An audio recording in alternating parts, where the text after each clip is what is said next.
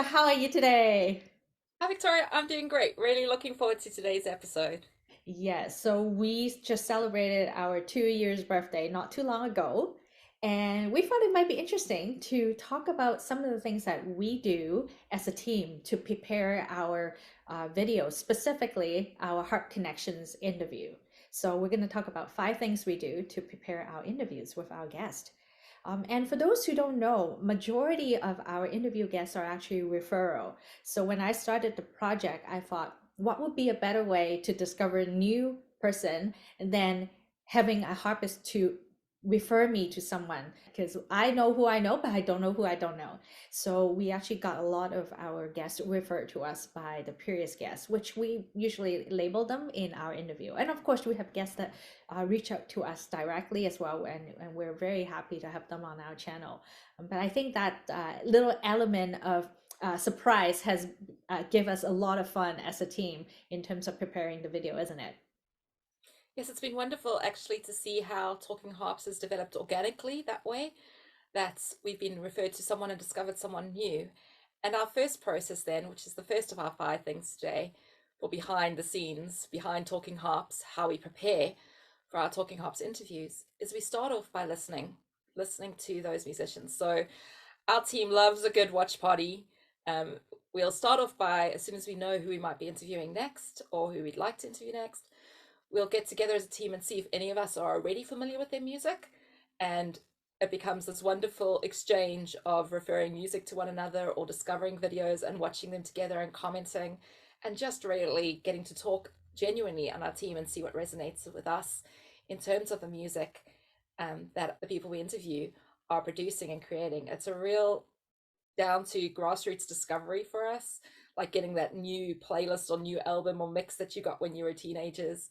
And that can be really a lot of fun as well. So we start off just by listening to the music, seeing who they are, seeing what they're producing, seeing their albums, their projects that they've worked on, anything that we can find just to listen and hear their sound and their voice. That's where we really like to start off as a team. Yeah, and that brings me to the next point, which not all our guests do, but for our guests who have published sheet music, I especially love to take a closer look at their sheet music. That's kind of my way of connecting to my very visual side of my brain. I like to see the music and maybe try it out myself.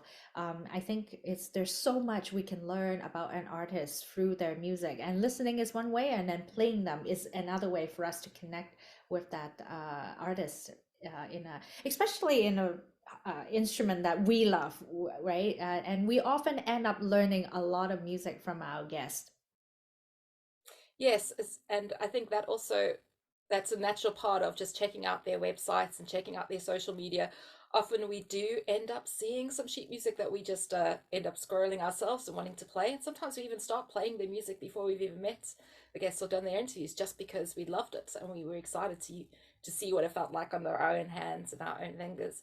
So yes, while we're doing that and buying sheet music and looking and seeing what they do, we check out their website, we see their bio, the things that they've produced for themselves. We also check out all other social media. Being a platform that runs on social media ourselves, we're often not quite familiar with a lot of things that are happening on social media. So I especially look at Instagram, where I run our Talking Harps Instagram account. So I usually will be checking the Instagram accounts and feeding back any information.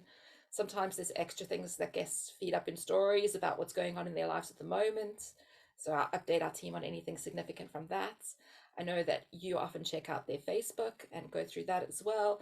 And then as a team, we search and see if there's anything else on the internet or on social medias, on Twitter, or on any other places that may be relevant, that may be helpful to give us a good picture of who these people are, or what the world already may know about them, and which angles and things we might find interesting or things that resonate with us that we want to explore further. We always include a full social media profile on every single Talking Harps video. And we've done this from the beginning so that our audience actually can go through this process that we go through. They can go and listen to the musicians, they can go and explore their social media. We're really about promoting the artists themselves. And so we really would like our audience to be subscribing to their channels, be liking them on Facebook, be going and connecting with them in their own platform so they can get updates in the future and actually follow future projects that these artists may have, and get that directly themselves. So this is an opportunity almost to introduce the world as we have been to these artists if they don't know, or to delve deeper into them if they already did, and then be able to connect with them again in the future. Absolutely. Aside from the looking forward piece, I personally also like to do a little looking backward. I like to look up on the interviews and articles on the artist that is already out there. And oftentimes I'll learn a little something about the guest, and I might have other questions about that part of their journey that I want to ask. Or it might give me some ideas in terms of what else we can explore with this person that we're interviewing, because I think so much of our past shapes our future. And I think it's only fair for us to be able to kind of give that snapshot of who that artist is up to the point that we interview them. And that's kind of what we're doing as a channel. We want to acknowledge the work that has been put in by the artists in the past, have a good depiction of who they are at this point in time, and hope our audience is going to follow their career going forward, and see where else they're going to go with their music. Yes, I think that's a really important part of the research aspect that our team does before is we bring all these articles together, and then we work together as a team looking through and feeding into any questions or anything that we think might be relevant, feeding that to you as the person who ultimately does the interviewing. And that discussion that we have with one another and in our team, in a sense, mimicking the harp learner audience, we're the audience ourselves, and we all have very, very different harp journeys and different perspectives between Javier, yourself, and me. So that's something that we do is we look through, we share things, and we maybe bring up questions that have arisen for us, and then we can feed them back to you as you do that sort of final prep towards preparing for the interview.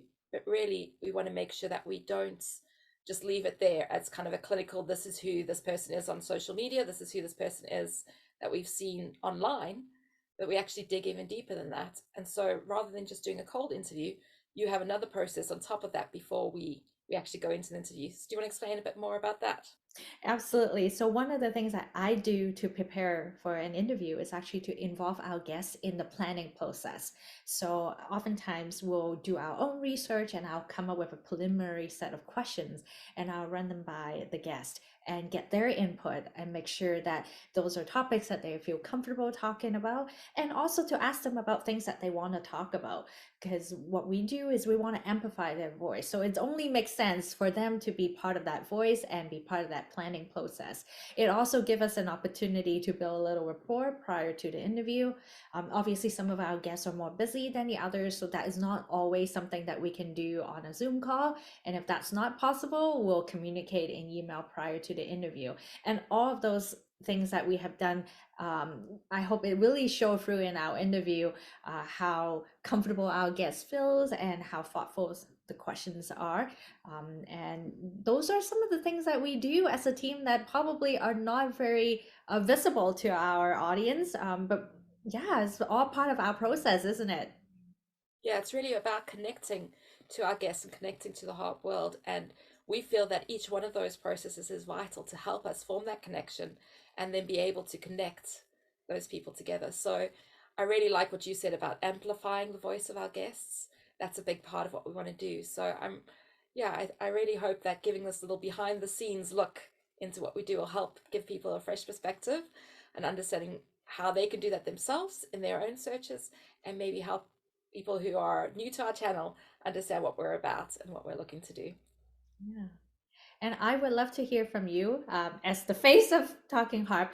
What would you like to see us do more? What are some of the things that you're really enjoying? We're always looking for ways to grow and evolve our content, because we're always changing ourselves too as learners, and also as our artists are evolving in their journey. So evolution is a big part of who we are, and we would love you to be a part of that journey with us. So leave us some comment, let us know about what you like about our channel, what would you like to see more of, and we'll try our best to incorporate them into what we do.